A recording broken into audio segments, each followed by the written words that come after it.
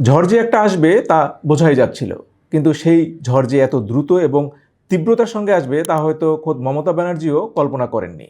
পশ্চিমবঙ্গের নির্বাচনে পরাজয়ের পর এবার নিজের দল নিজের হাতে রাখাটাই মমতার জন্য চ্যালেঞ্জ হয়ে দাঁড়িয়েছে। বড় ধরনের ভাঙনের মুখে টানা 3বার পশ্চিমবঙ্গের ক্ষমতায় থাকা দল তৃণমূল কংগ্রেস। কি ঘটছে পশ্চিমবঙ্গের রাজনীতিতে তা নিয়েই আমাদের আজকের পর্যবেক্ষণ। তৃণমূল কংগ্রেস কার দখলে থাকবে এ নিয়ে শুরু হয়েছে টানাপোড়েন। দলটির নির্বাচিত বিধায়কদের একটি বড় অংশ বিদ্রোহ করেছে। তারা মমতার নেতৃত্ব মানছেন না। সংকটের শুরু বিধানসভায় বিরোধী দলীয় দলনেতা নির্বাচন নিয়ে।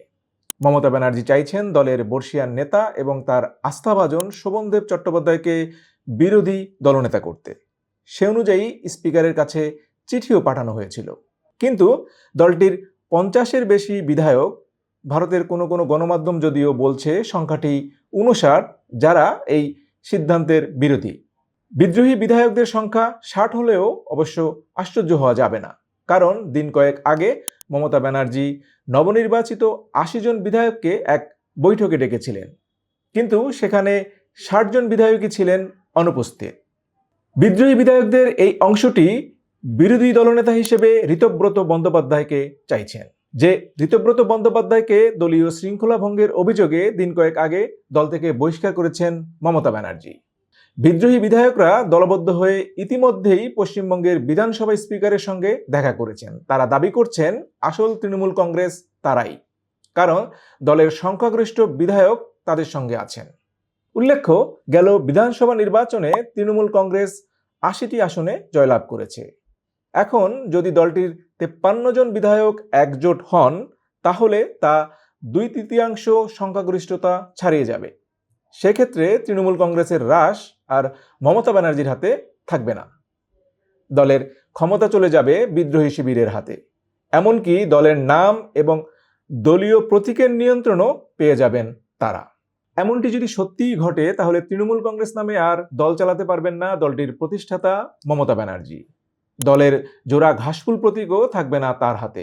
তাকে বেছে নিতে হবে অন্য নাম এবং প্রতীক, যা নিশ্চিতভাবে মমতা ব্যানার্জির রাজনৈতিক ভবিষ্যৎকে বড় ধরনের ঝুঁকির মধ্যে ফেলবে। যে মমতা ব্যানার্জি একসময় পুরো ভারতের বিরোধী দলগুলোর জোটের নেতৃত্ব ভারতীয় ন্যাশনাল কংগ্রেস এবং রাহুল গান্ধীর হাত থেকে নিজের হাতে নেয়ার স্বপ্ন দেখছিলেন। বিরোধী জোটের সবচেয়ে বড় দল কংগ্রেস এবং কংগ্রেস নেতৃত্বকে রীতিমতো তুচ্ছ তাচ্ছিল্য করেছেন তিনি।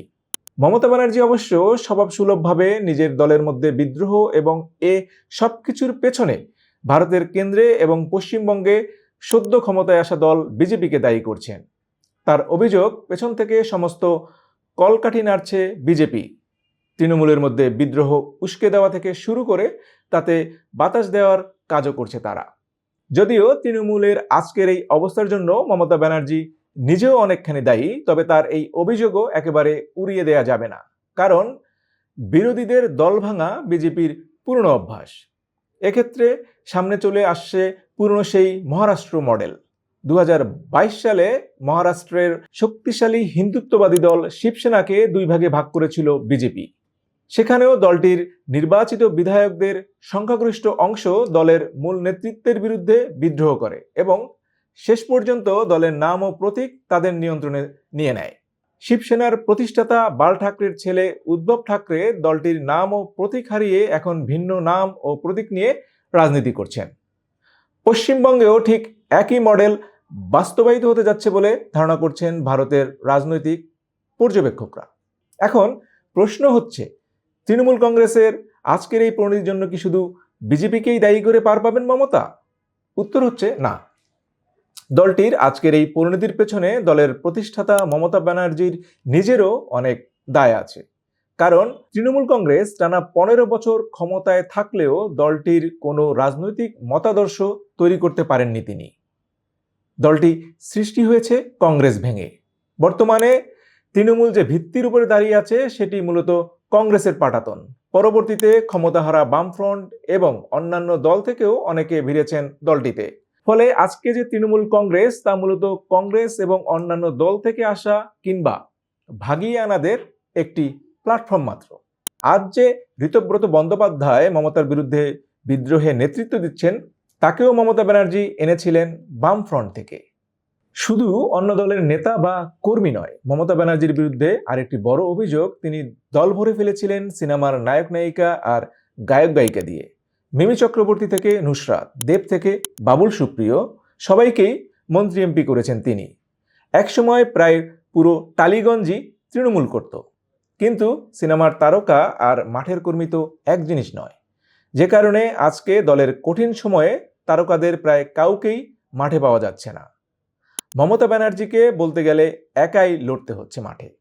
রাজনৈতিক পর্যবেক্ষকরা বলছেন সেটি হওয়ার কথা, কারণ তৃণমূল দলটি পুরোপুরি নেত্রী মমতা ব্যানার্জি কেন্দ্রিক।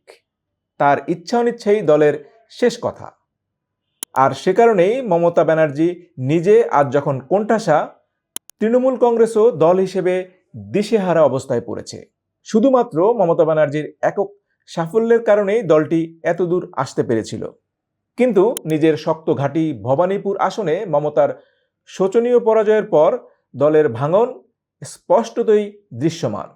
মজার বিষয় হচ্ছে, ভারতের লোকসভায় তৃণমূল কংগ্রেস এখনও চতুর্থ বড় দল। দলটির নির্বাচিত সংসদ সদস্যের সংখ্যা 29। লোকসভা ও রাজ্যসভা মিলিয়ে তৃণমূল কংগ্রেসের 42 জন সংসদ সদস্য। রাজ্যের বিধানসভায় তাদের বিধায়ক সংখ্যা 80 এবং পশ্চিমবঙ্গের সর্বশেষ নির্বাচন, যে নির্বাচনে তারা হেরেছে, তাতেও 41% ভোট পেয়েছে দলটি।